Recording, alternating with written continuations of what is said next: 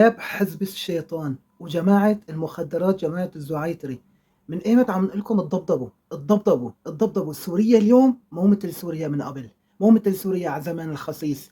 انكم تقدروا تدخلوا وتاخذوا تأسروا عنصرين وتقعدوا تتوسخنوا مع العالم، بيدخلوا بيدعسوا في راسكم، بيدخلوا بيدعسوا في راسكم. وهذا الحكي طبعا شفتوه في عينكم، وكيف الشباب دخلوا وكيف الحمد لله رب العالمين تم استرجاع الأسيرين مدربين اكلين قتل. شوي بس اخذنا مقابلهم 18 شخص كمان، ودخلوا وتربوا وعرفوا شلون ان هربوا وانهزموا قدام جيشنا، جيش الوطني، الجيش العربي السوري.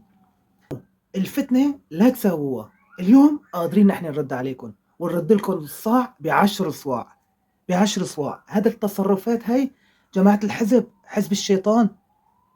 انتهت ايامكم في سوريا، انتهت ايامكم، عهدكم انتهى. جماعة ايران الوسخين، انتهيتوا انتم في سوريا. الحمد لله رب العالمين. هي اخذتوها درس، تاني مرة هالتصرفات هي انضبوا. لسه كل فترة والتانية بيطلع واحد بيهدد السوري السني، اذا راح اشوفه انا في لبنان وفي الجنوب بدي اكسره، بدي اقتله، اقتلوهم، اعملوا سووا هالقصص هي. دخلوها لعقلكم، انتهيتوا من سوريا، انتهيتوا انتم.